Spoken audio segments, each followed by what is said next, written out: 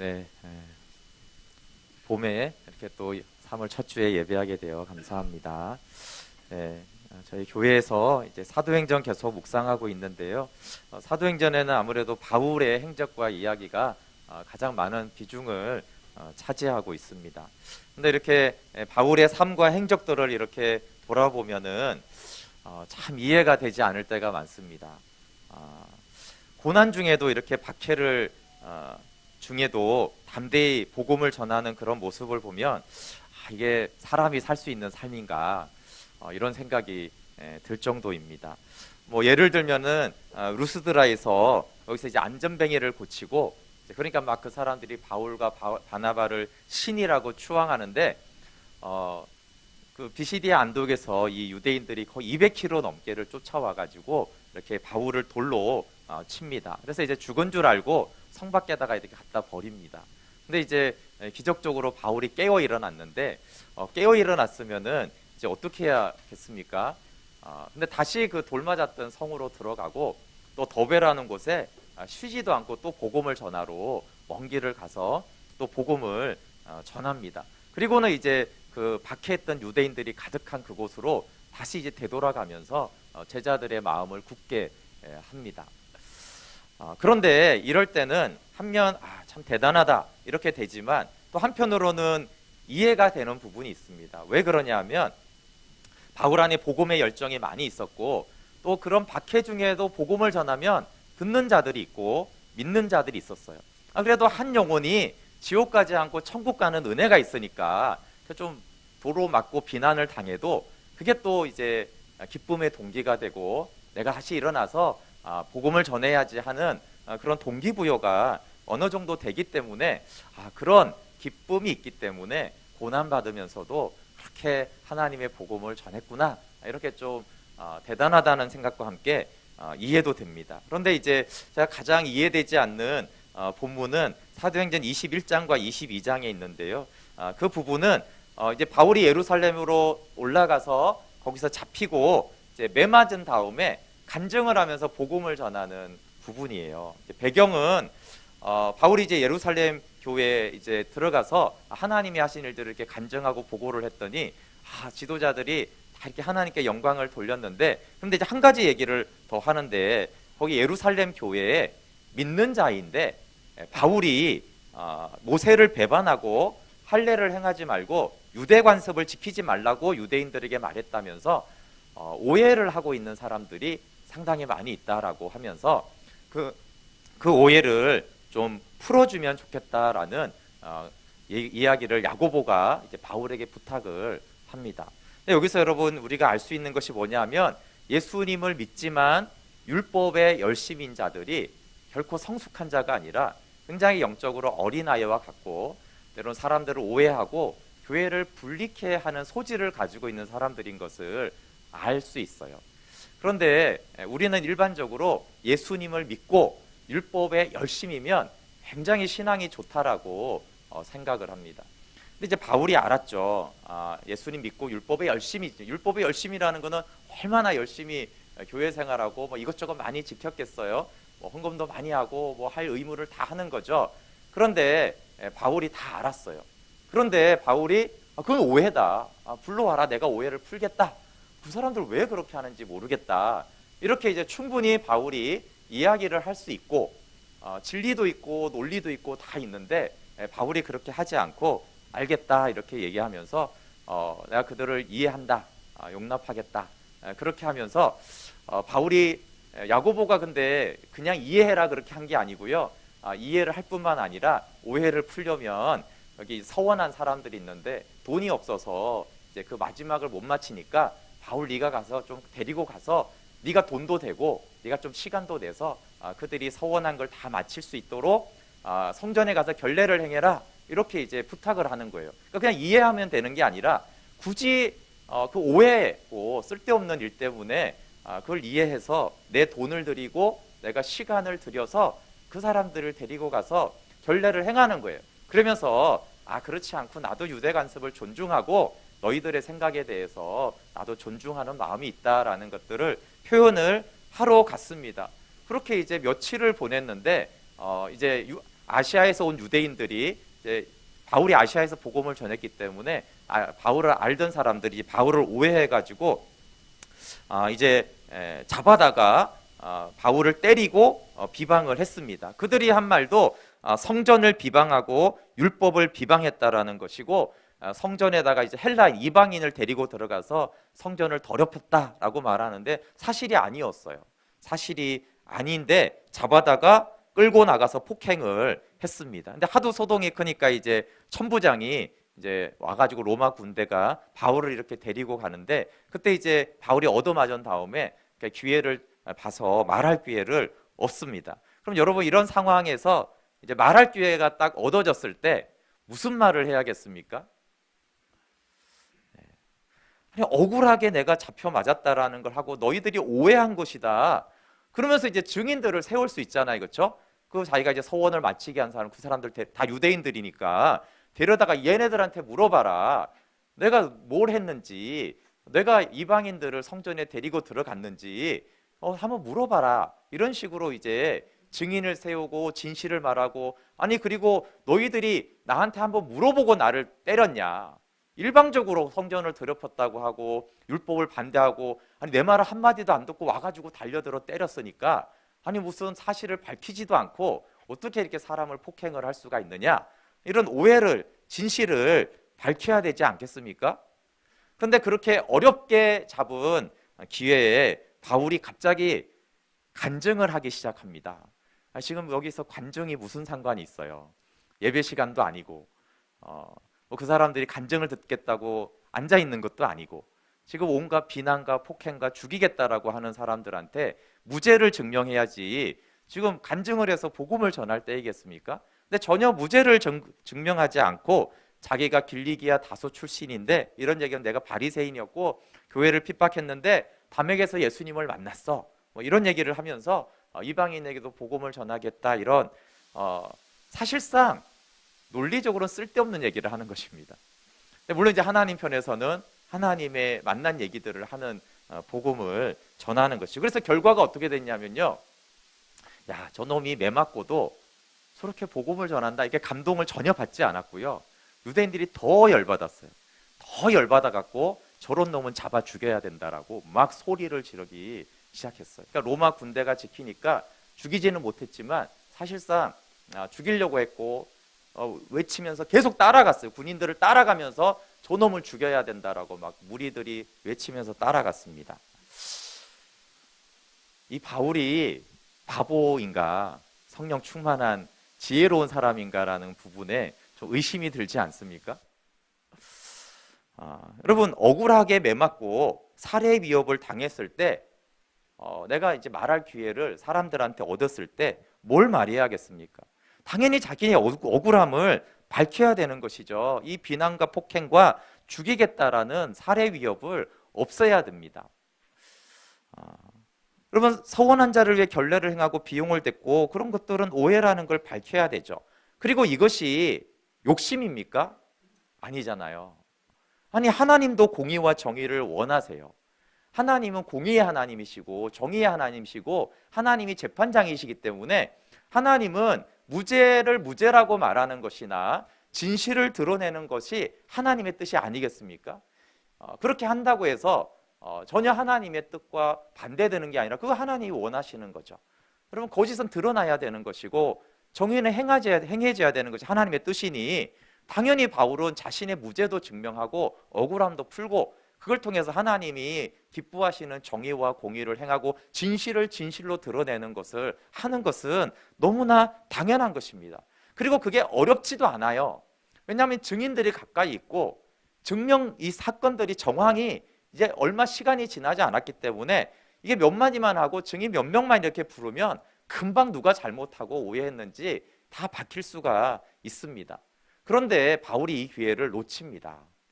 나중에 막 가이사랴 가서 재판을 하는데, 여러분 이게 시간이 많이 지나고 그러면 진실도 드러내기가 원래 더 어려워지거든요. 그러니까 최초에 가장 처음에 이렇게 얘기를 했어야지 이게 이제 문제가 해결이 되는데, 그렇게 하지 않고 갑자기 자기가 뭐 출생지가 어딘데, 그러면서 교회를 핍박했는데 예수님은 나한테 이렇게 다가왔고 간증을 하면서 복음을 전합니다. 그래서 진실은 밝혀지지 않았고 더 위험에 처하게 돼요. 더 위협을 받습니다. 40명이 바울을 죽이기 전에는 먹지도 마시지도 않겠다, 이런 사람들이 이제 생겨나게 돼요. 괜히 간증해가지고 그래요. 괜히 예수님 얘기했다가 40명이 바울을 죽이기 전에는 먹지도 마시지 않겠다. 근데 바울을 못 죽였는데 그 사람들이 죽었는지 모르겠어요. 2년 동안 계속 바울이 안 죽었거든요. 근데 실제로 먹고 마시지 않고 죽었는지 기록은 없는데 아마 먹었겠죠. 그러나 이제 그 정도로 막 분기를, 쓸데없는 오해를 더 산 거예요. 물론 그들의 악이지만 악한 자에게 지혜롭게 대처하지 못하니까 악한 자들이 더 악해지는, 그리고 악한 자들에게 명분을 자꾸 주고 있는 것입니다. 그렇지만 전체 문맥에서 분명히 성경은 이 바울이 성령 충만하고 성령에 매여서 예루살렘까지 와서 계속 성령의 인도함을 받고 있다라는 것들을 계속 간접적으로 많이 보여줍니다. 그러니까 이제 자신의 의와 진실과 신변보호보다는 예수님을 전하는 것이 성령에 충만한 것이죠. 그런데 그렇지만 이제 궁금한 거예요. 어떻게 이렇게 억울하고 진실을 밝힐 상황에서 복음을 갑자기 전할 수 있는가? 네, 저의 가장 어려움은 선을 행하다가 오해를 받는 거예요. 일단 오해가 생기면은 제가 주님, 지금 주님이 중요하지 않고 지금 복음이 중요하지 않은 것 같습니다. 일단 이 사실을 밝혀야 되지 않겠습니까, 주님? 이 오해는 밝혀야 되는 것입니다. 저희는 거의 그렇게 합니다. 뭐 바울처럼 폭행 정도가 아니라 작은 오해나 근거 없는 비난이 있어도 일단 이제 복음은 그 다음이고 오해는 풀고 복음은 전하면 되니까 일단은 이걸 풀어야 되는 것이 저의 마음인데 바울이 너무 다르게 하는 것이죠. 그런데 바울이 이 간증에서 하는 이야기 속에서 바울이 왜 이렇게 하고 있는지 그 비밀을 알 수가 있습니다. 바울은 예수님을 처음 만난 사건이 그가 노년까지 깊이 마음에 있었어요. 그러니까 예수님을 처음 만났을 때 주님을 어떻게 만났는지, 주님 나에게 뭐라고 했는지, 그게 계속 신앙에 남아 있었어요. 그거는 알 수 있는 이유는 성경에 그 얘기가 반복해서 나와요. 그리고 짧게 하는 고백 속에서도 그가 어떻게 교회를 핍박했고 어떻게 주님을 만나서 어떻게 주님이 나에게 말씀하셨는지가 옛날 기억이 아니고 늘 자기 마음에 있었다라는 것을 알 수가 있어요. 그럼 그래서 우리가 처음 주님 만났을 때, 첫 사랑을 받았을 때 그 마음을, 그 믿음을 가져가는, 물론 더 성숙해야 되지만 그것을 잃어버리지 않는 것이 참 중요합니다. 그런데 이제 제가 지난주에 처음 예수님 만났을 때 예수님이 넌 그릇이다 이렇게 하는 말씀을 전했고요. 근데 오늘은 그릇이라고 말한 거 말고 또 이렇게 예수님이 처음 한 말이 있어요. 근데 오늘 여러분 사도행전 26장 9절 한번 보세요. 이제 바울이 이제 이 처음 만난 간증을 다시 이게 이제 아그리빠 왕 앞에서 하는 간증입니다. 자신은 예수님의 이름을 대적한 자고 교회의 핍박자의 원수라고 말해요. 우리 9절부터 12절 한번 읽어볼게요. 시작. 나도 나사렛 예수의 이름을 대적하여 많은 일을 행하여야 될 줄 스스로 생각하고 예루살렘에서 이런 일을 행하여 대제사장들에게서 권한을 받아가지고 많은 성도를 오대 가두고며 또 죽일 때 내가 찬성 투표를 하였고 또 모든 회당에서 여러 번 형별하여 강제로 모독하는 말을 하게 하고 그들에 대하여 심히 격분하여 외국 성에까지 가서 박해하였고 그 일로 대제사장들의 권한과 위임을 받고 다메섹으로 갔나이다. 자기를 내가 예수의 이름의 대적자라고 이제 말하죠. 그리고 교회를 핍박한 교회 원수였다라고 이야기를 합니다. 그런데 예수님을 대적하고 교회를 박해하는 이 바울에게 예수님이 빛으로 찾아오세요. 23절 한번 읽어볼게요. 13절 시작. 왕이여 정오가 되어 길에서 보니 하늘로부터 해보다 더 밝은 빛이 나와 내 동행들을 둘러 비추는지라. 여러분, 빛으로 예수님이 바울에게 처음 오셨죠. 왜 빛으로 오셨을까요? 요한복음에 예수님 빛이라고 했으니까 빛으로 왔을까요? 여러분, 예수님 만난 수많은 사람이 있는데 빛으로 주님이 딱 온 사람은 거의 바울이 유일할 수 있어요. 왜 빛으로 왔을까요? 그것은 예수님의 그 요한복음에서 말하는 빛의 속성을 말하는 것이 아닙니다. 빛은 어두움을 밝히는 빛으로 오셨다는 거예요. 우리가 잘 알잖아요. 캄캄하고 뭐 벌레가 드글드글하고 곰팡이 있고 막 어둡고 흉악한 것이 있는데 캄캄하면 아무것도 안 보이잖아요, 그렇죠? 근데 그제 이 빛이 이제 확 비치면 그 모든 더러움들이 흉악한 것들이 다 보이잖아요.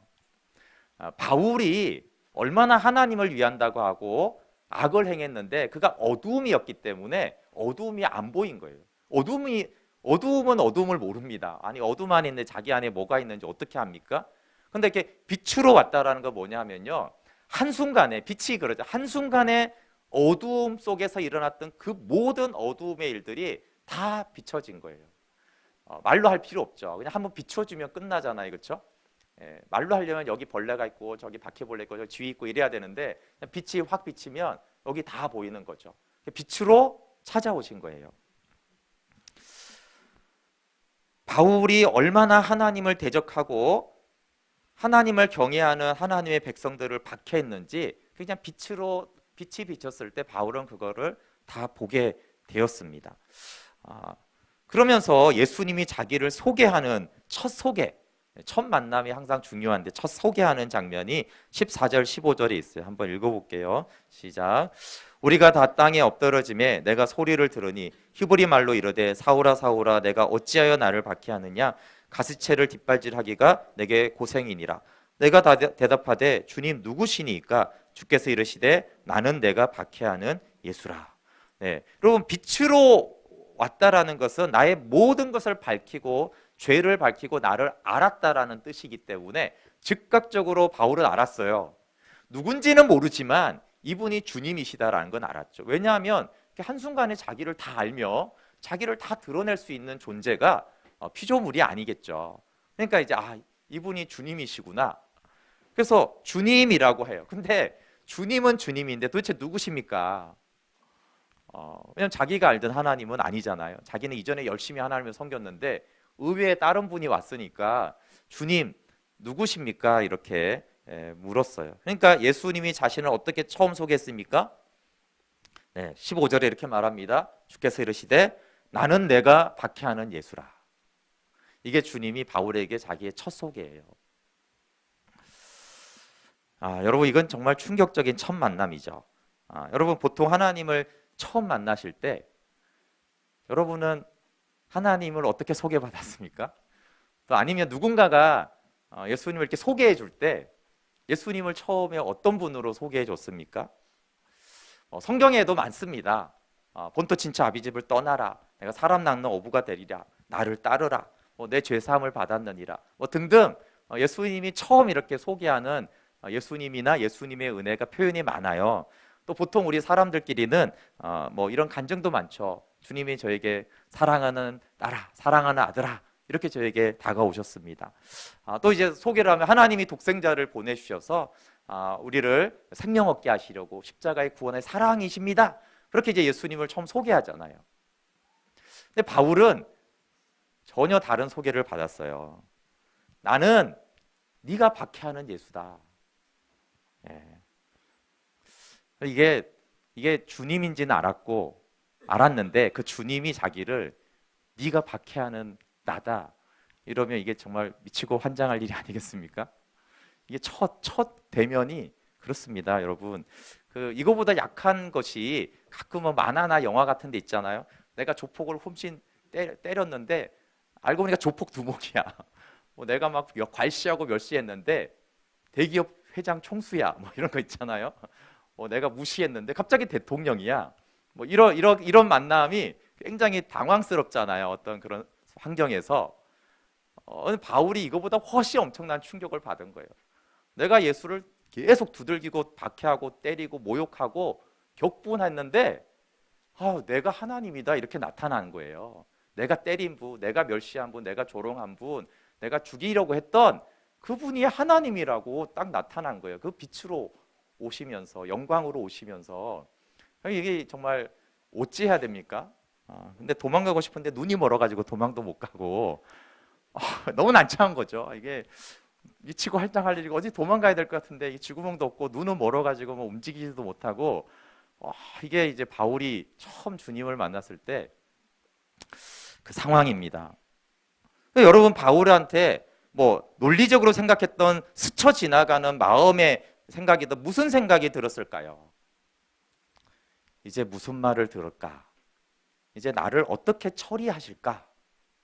나는 어떻게 될까?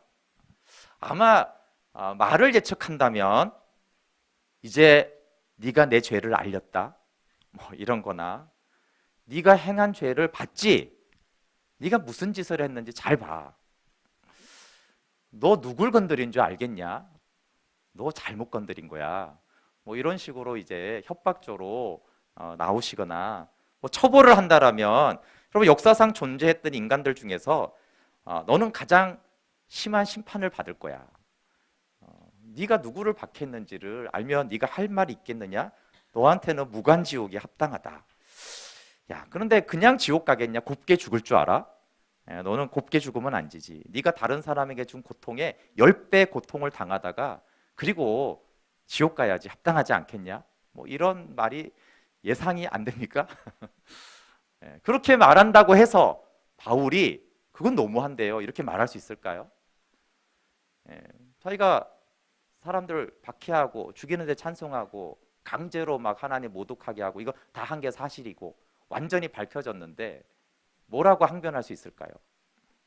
할 말이 없죠. 만약에 그렇게 처벌하거나 말을 한다고 해도 그냥 입을 다물고 그냥 그 처벌을 받아야 되는 게 바울이에요. 사람은 이렇게 머리는 안 좋지만 이 마음이라는 거에 이 작동은 1초에 수십 수백 가지를 생각할 수 있는 존재예요, 사실은. 그러니까 그 내가 박해하는 예수라 하는 순간에 그냥 막 뭔가가 이렇게 수없이 마음속을 지나가는 거죠. 근데 여러분 예수님이 나는 내가 박해하는 예수다라고 하면서 사실상 처음 한 말, 소개 말고요.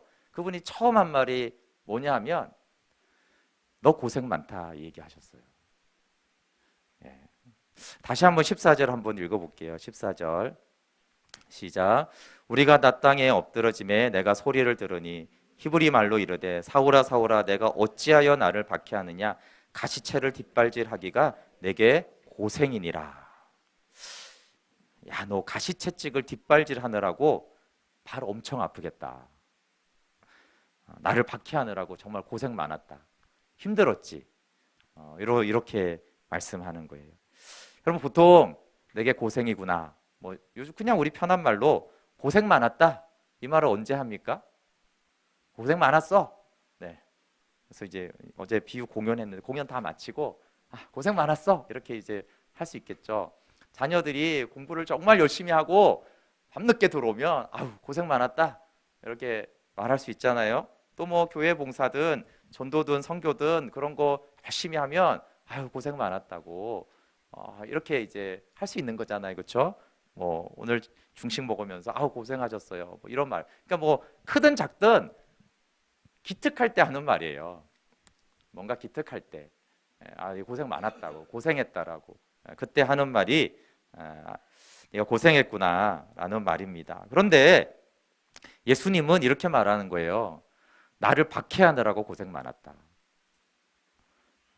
나한테 반역하느라고 고생 참 많았다. 나한테 반역하고 죄 짓느라고 힘들었지. 너 죄 짓느라고 진짜 힘들었겠다. 이렇게 말씀하시는 거죠. 바울이 저는 이 말에 꼬꾸라졌을 것 같아요. 상상이 안 되는 말이잖아요. 지금 빛으로 오셔가지고 나는 네가 박해하는 예수야. 이렇게 하나님으로 딱 나타나서 하시는 말씀이 고생 많았다. 너 다리 되게 많이 하고 너 가시를 네가 찔렀으니 너 많이 힘들었지? 상상할 수도 없는 말을 들은 거죠. 근데 여러분 아까 고생이다라는 말은 기특할 때 하는 말인데 그 말에는 크든 작든 사랑이 있는 거예요. 사랑이 없는데 고생 많았어 이런 말을 왜 합니까? 미워하는 놈이 공부 열심히 하고 오면 저 자식이 저 공부 많이 해서 뭐 하려고 저러지? 뭐 이러지. 고생했다 이런 말을 안 해. 고생했다라는 말은요 기본적으로 이렇게 호의와 뭔가 사랑이 있을 때 그때 이제 기특해 보여서 고생 많았다 이렇게 하는 거예요. 네. 예수님의 사랑이죠. 지옥, 죽음, 고통, 고문, 박해가 합당한데 고생했다니 수고했다니 이게 무슨 말인가? 이때 처음 만남에서 사도 바울은 예수님의 사랑의 원자탄을 만나요. 가슴에서 터지는 거죠. 그 사랑에 그래서 미친 사람이 되는 것입니다. 여러분, 바울이 경험하고 진리로 선포한 하나님의 사랑을 표현한 대표적인 말씀 중에 하나가 로마서 5장이에요. 우리 로마서 5장 한번 찾아보실래요? 많은 곳에 바울이 하나님의 사랑은 이렇다라고 하지만 로마서 5장 6절부터 10절은 정말 하나님의 사랑의 정수를 표현하는 말씀이에요. 로마서 5장 6절부터 10절, 네, 우리 찾으신 분 한번 읽어볼게요. 6절 시작. 우리가 아직 연약할 때 계약대로 그리스도께서 경건하지 않은 자를 위하여 죽으셨도다. 의인을 위하여 죽는 자가 쉽지 않고 선인을 위하여 용감히 죽는 자가 혹 있거니와 우리가 아직 죄인 되었을 때 그리스도께서 우리를 위하여 죽으심으로 하나님께서 우리에 대한 자기의 사랑을 확증하셨느니라. 그러면 이제 우리가 그의 피로 말미암아 의롭다 하심을 받았으니 더욱 그로 말미암아 진노하심에서 구원을 받을 것이니 곧 우리가 원수 되었을 때 그의 아들의 죽으심으로 말미암아 하나님과 화목하게 되었은즉 화목하게 된 자로서는 더욱 그의 살아나심으로 말미암아 구원을 받을 것이니라. 아멘. 여러분, 이게 진리죠. 그러니까 진리인데 이것은 또 바울의 간증이기도 한 거예요. 바울이 이걸 그대로 경험을 처음 만났을 때 이 경험을 한 것이죠. 바울이 뭐라고 말합니까? 의인이나 선인을 위해서 죽는 사랑도 쉽지 않다. 근데 바울이 만난 건 뭐예요? 자기가 의인, 선인 아니잖아요, 그렇죠? 하나님을 박해한 아주 나쁜 놈이죠. 악한 놈이죠. 철저하게 고문당하다가 죽어서 버림받아야 될 그런 나를 위해, 그 주님이 나를 위해 죽었댄다라는 그것이 네가 고생이라는 처음부터 그렇게 다가온 거예요. 그래서 우리가 죄인 되었을 때와 10절에 우리가 원수 되었을 때는 병행 구절로 쓰여 있어요. 똑같은 말이죠. 내가 죄인 되었을 때, 내가 원수 되었을 때 그리스도께서 우리를 위하여 죽으심으로 우리를 향한 하나님의 사랑이 확증되었다. 여러분, 죄인과 원수일 때 독생자를 십자가에 죽일 만큼 하나님이 우리를 사랑했다는 것이에요. 여러분, 이것이 바울이 교리적인 어떤 지식으로 전하는 게 아니죠. 바울이 처음 주님 만났을 때 그런 주님을 만난 거예요. 내가 죄인이었고 그 죄가 하나님을 원수되어 박해하니까 원수죠. 원수일 때 주님이 너 고생 많다라는 그 한마디 속에 십자가의 사랑으로 다가오신 주님을 만난 거예요.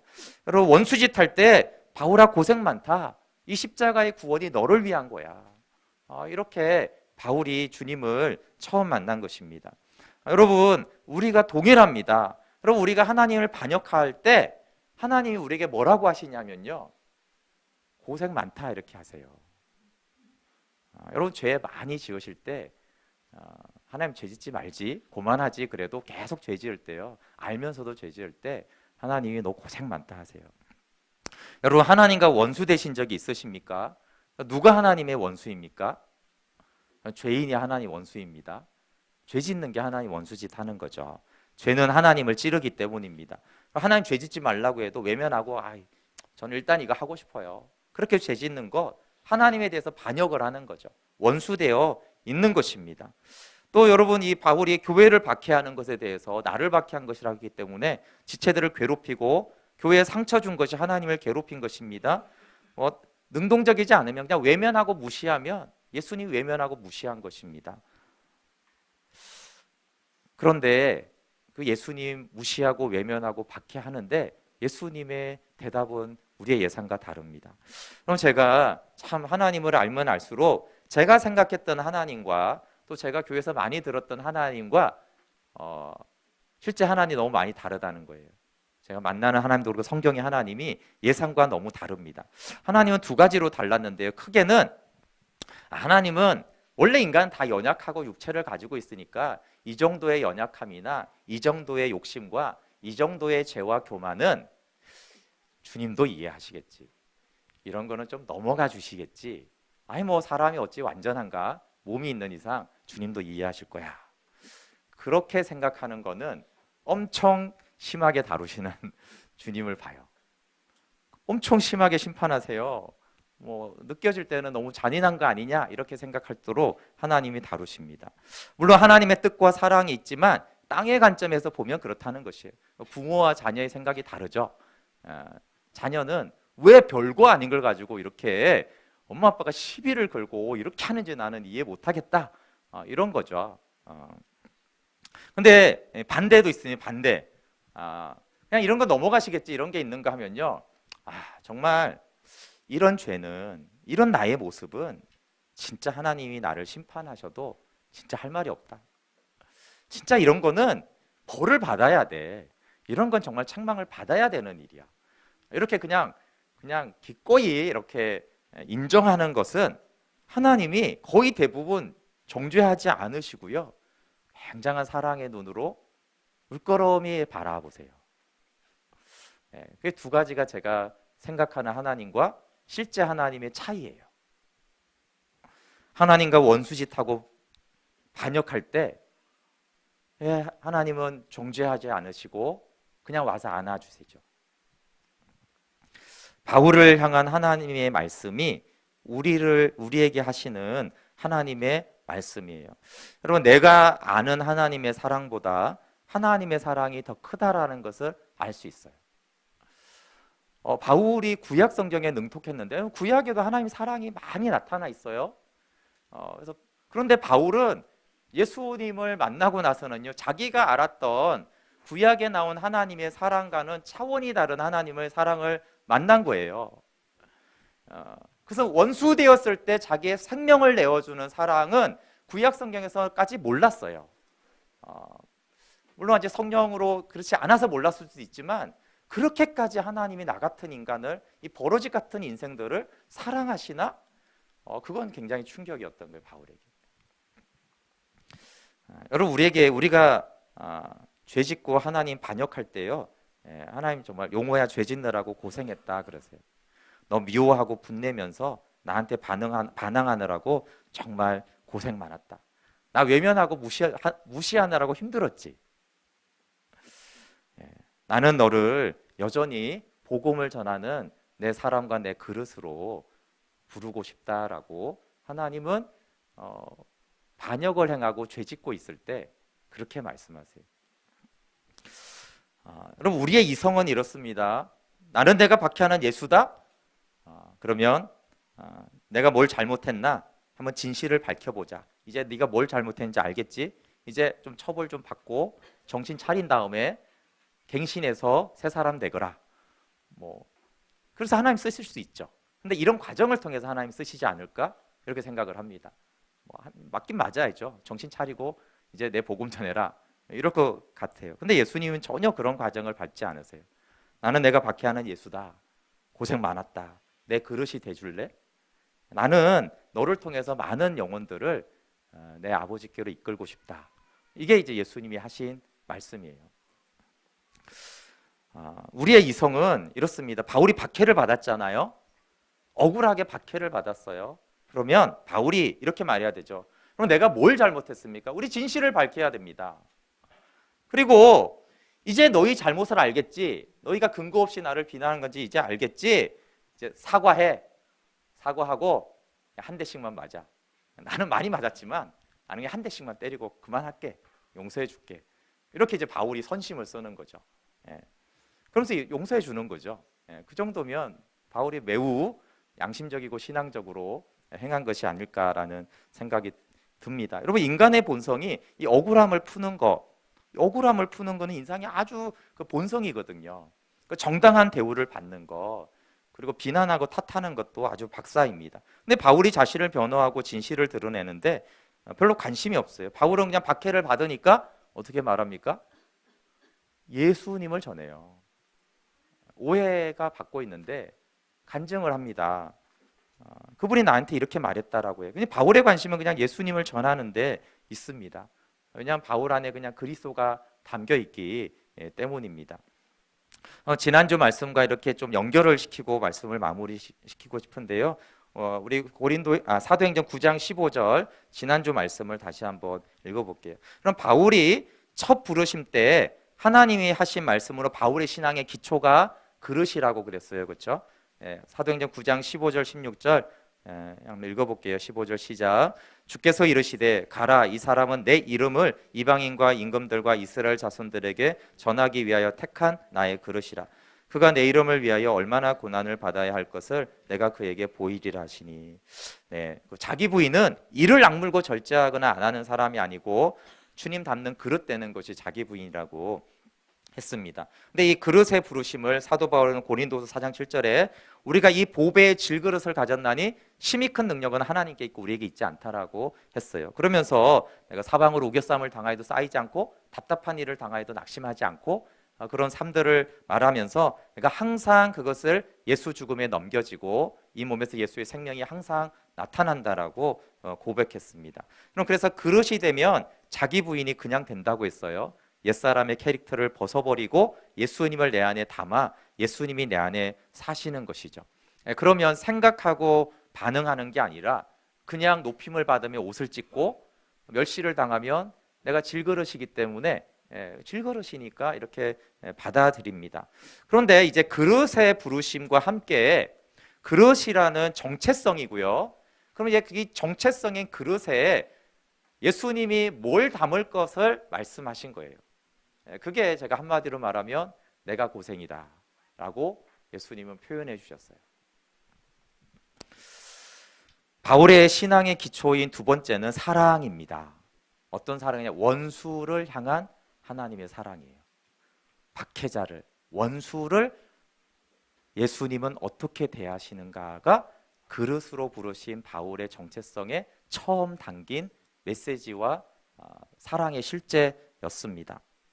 내가 고생 많구나, 나를 박해한 너를 나는 사랑하고 있다, 이렇게 예수님이 처음 다가오신 거죠. 그래서 합치면요, 자신의 질그릇에 바울은 이 사랑을 담았어요. 이거 당연히 그분 자신을 담았죠. 복음이 예수 그리스도니까. 근데 그 복음이신 예수님은 원수를 사랑한 사랑이시라는 것으로 그 그릇에 예수님은 처음 만날 때 그렇게 담겼습니다. 여러분, 바울이 이해되지 않는 삶과 그의 언행은 아까 말한 이게 사람인지 예수님인지 구분이 안 되는 이유는 질그릇에 원수를 사랑한 그 사랑과 복음이신 그리스도를 담았기 때문에 그래요.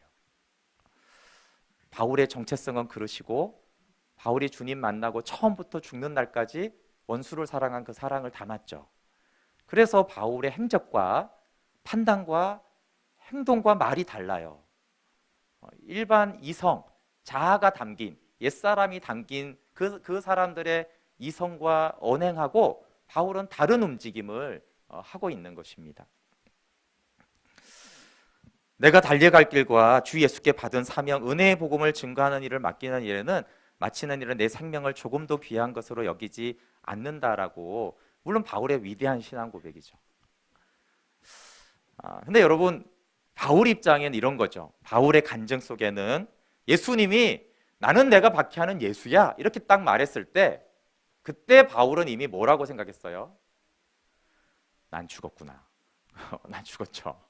내가 하나님을 박해했으니, 하나님의 백성들을 내가 옥에 잡아 가두고 죽였으니 난 죽은 거죠. 빛으로 오신 주님을 박해하는 예수라 했을 때 나는 이미 죽었구나 했어요. 근데 주님이 하신 말씀은 너 죽었어가 아니라 너 고생 많다. 그때 이전에 바울이 진짜 죽습니다. 바울은 예수님 박해하는 예수라는 말을 듣고 이 목숨이 죽는 거, 이 몸이 고문당하는 거, 정신적인 죽음을 생각했을 거예요. 그렇잖아요. 우리가 죽었어 이럴 때 그러잖아요. 파산하거나 뭐 병이 나거나 고문을 당하거나 그게 죽었다. 이게 인간적인 죽었구나. 근데 바울이 인간적으로 나 이제 죽었구나 이렇게 생각했는데 예수님은 너 고생 많다. 나는 너를 사랑하고 너를 위한 구원이 있고 너가 오히려 복음을 전하는 그릇이 될 거야 라고 했을 때 인간이 말하는 그 죽음이 아니라 바울 안에 옛사람이 죽어버린 거예요. 그 사랑의 말씀을 듣고 자신으로 살던 바울이 죽은 거죠. 그래서 바울이 예상한 죽음과 예수님은 다른 죽음으로 사랑으로 바울을 죽이셨죠. 사랑으로 바울의 이 죄와 악과 교만을 죽여버린 거예요. 그래서 바울은 그날 죽은 거죠. 그래서 내 생명을 조금 더 귀한 것으로 여기. 왜냐하면 내가 원래 그날 죽었어야 되는 거야. 그날 죽었어야지. 근데 내가 살아있는 이유는 복음을 전하라고 살아있으니까. 그러니까 이 은혜의 복음을 전하다가 내가 죽는다고 해도 그거는 뭐 당연한 거지. 내가 그때 죽었어야 되는데 복음 좀 더 전하다가 죽으면 그게 감사하고 영광인 거지. 나는 이미 그때 죽었어야 마땅한 자인데 주님이 그런데 나를 사랑한다고 하셨고 오히려 영혼을 살리고 많은 생명을 구원하는 자로 불렀으니 내가 이거 하다가 죽으면 옛날에 죽었어야 되는데 그래서 내 생명을 조금 더 귀한 것으로 여기지 않는 것이 바울의 신앙이 되어집니다. 그럼 디모데전서 1장 15절로 이렇게 말해요. 믿보다 모든 사람이 받을 만한 이 말이요 그리스도 예수께서 죄인을 구원하시려고 세상에 임하셨도다. 죄인 중에 내가 괴순이라. 모든 사람이 받을 말이죠. 근데 바울의 고백은 이런 거예요. 예수께서 죄인을 구원하시려고 세상에 임하셨도다. 근데 이 말이 너무 미쁘다는 거예요. 죄인을 구원하시려고 오신 그 주님이 너무 미쁘다. 이 말이. 그러면서 자기 얘기를 덧붙여요. 우리가 다 그런데 자기 얘기를 덧붙여요. 죄인 중에 내가 괴수다라는 거예요. 이게 무슨 말이겠어요? 자기 처음 주님 만났을 때 얘기하는 거예요. 내가 예수님 박해하는, 나는 내가 박해하는 예수라고 했는데, 그러니까 많은 죄인들이 있지만 아니, 내가 박해하는 예수라고 소개받은 사람이 누가 있어요? 누가 예수님이 그렇게 처음 왔어요? 그러니까 많은 죄인들이 있지만 내가 제일 죄인이고 정말 주님 처음 소개받았을 때 나 같은 죄인이 어떻게 죄인을 찾아와도 그렇게 주님이 나 같은 죄인이 없다라는 거예요. 그런데 죄인 중에 계수된 이 죄인을 구원하시려고 그분이 세상에 임하신 거예요. 이 죄인을 구원하려고 빛으로 오셨죠. 그러니까 이 말이 너무 미쁜 말이에요. 너무 좋은 말이죠. 너무 아름다운 말이. 그래서 바울은 예수님 죄인을 구원하려고 오셨지. 그렇게 말하지 않고요. 그걸 생각할 때마다 너무 마음에 감동이 있는 거예요. 정말 멋진 말이야. 정말 그 말은 아름다운 말이야. 죄인을 구원하려고 오신 예수님은 정말 아름답고 영광스러운 분이시지. 그러니까 처음 주님 만났던 그때를 생각하는 것입니다. 내가 고생이구나 라고 했던 그 말씀을 생각하면 기쁨이 넘치고 감사가 넘치죠. 디모데에서는 굉장히 노년했던 아주 바울이 성숙한 다음에도 그의 마음속에 처음 만난 예수님, 내가 죄인 중에 괴수였는데 주님이 나를 이렇게 사랑했지라는 것이 세월이 아주 오래 지나고도 늘 그 마음속에 그릇이라는 정체성과 사랑으로 오신 그분이 원수를 사랑한 죄인을 사랑한 그분이 바울의 가슴 속에 담겨져 있습니다. 우리 신앙의 기초가 이제 두 가지라고 했습니다. 우리는 그릇이에요. 근데 그 그릇은 뭔가 담아야지 의미가 있잖아요, 그렇죠? 그 그릇에 뭐가 담아야 하면 바울을 통해서 하나님 우리에게 주신 말씀은 그 그릇에는 사랑을 담아야. 그 사랑은 원수를 사랑한 사랑이에요. 우리를 사랑한 그 사랑. 그럼 우리는 가치가 있어서 써먹을 만해서 봉사해 먹을 만해서 주님이 우리를 그릇으로 부른 게 아니에요. 우리는 원수예요. 하나님의 원수예요. 하나님이 네가 네 죄를 알렸다 하시고 너 평생 고문받다가 고통받다가 지옥 가야지 해도 할 말이 없는 원수예요. 근데 그런 원수에게 그릇으로 부르셔서 사랑을 담으라고 하세요. 여러분 한 주간 또 지난 세월 여러분 내가 하나님 이렇게 반역했지, 이렇게 죄 지었지, 하나님 말씀 알지만 나를 외면하고 그렇게 했지. 근데 그 세월을 여러분 한번 기도하면서 되돌아보세요. 주님이 뭐라고 하시는지. 주님이 정죄하실까요? 너 고생 많이 한다라고 말씀하세요. 우리가 생각하는 하나님이 아닙니다. 그 사랑이 성령 안에서 우리 가운데에 담겨질 때 바울처럼 말이 안 되는 행동을 하는 것이죠. 우리가 의지적으로 억울한데 나는 복음 전해야지. 바울이 그랬잖아. 그렇게 하면 가짜입니다. 그건 율법주의자죠, 그렇죠? 그냥 내 안에 그 사랑이, 그 원수를 향한 사랑이 있으니까 지금 바울을 비난하고 오해하고 폭행하잖아요. 원수잖아요, 그렇죠? 근데 그 원수들에게 예수님의 한 화법을 똑같이 쓰는 거예요. 너희들이 예수님 믿으면 좋겠다. 그 얘기하는 거잖아요, 그렇죠? 이 원수들에게 바울이 그런 원수들에게 너 예수님 믿으면 좋겠다. 내가 만난 예수님 좀 너희들도 만나면 좋겠다. 그 얘기 하는 것이죠. 근데 그게 예수님이 네가 나를 박했는데 너 고생 많이 했다. 그 똑같은 사랑의 화법이 바울 안에 있기 때문에 바울이 억울한 상황에서 갑자기 복음을 전하는 것입니다. 여러분, 예수님은 박해받으시면서 우리를 사랑하시고 고생한다라고 말씀하십니다. 우리 찬양하고 좀 기도하겠습니다.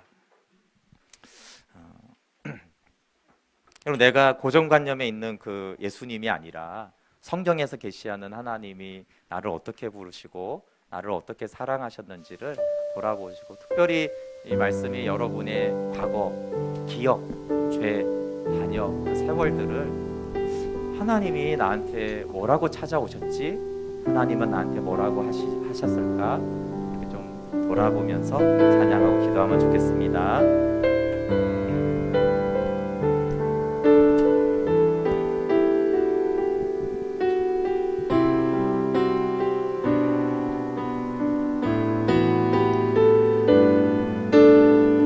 다 표현 못해도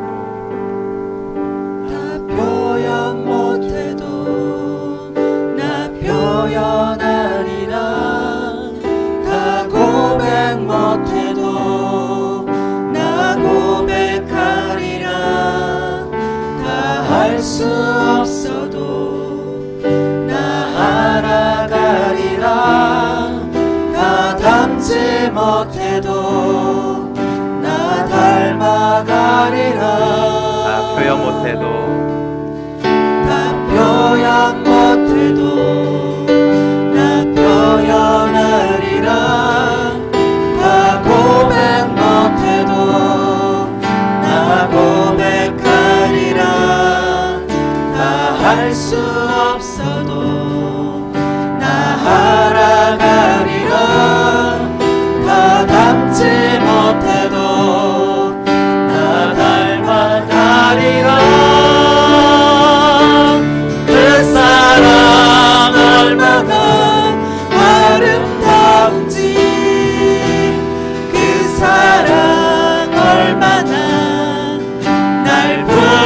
하는지 그 사랑 얼마나 크고 놀라운지를 그 사랑 얼마나 나를 감격하게 하는지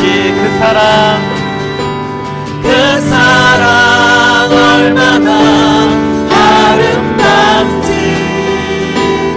그 사랑 얼마나 부욕해 하는지 그 사랑 얼마나 크고 놀라운지를 그 사랑 얼마나 나를 감격하게 하는지 그 사랑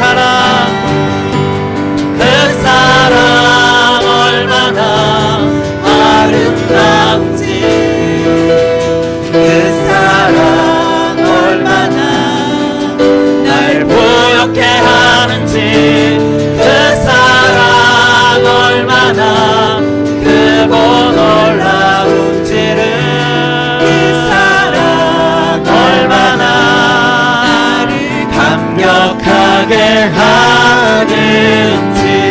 함께 기도합시다. 여러분, 바울만 예수님 박해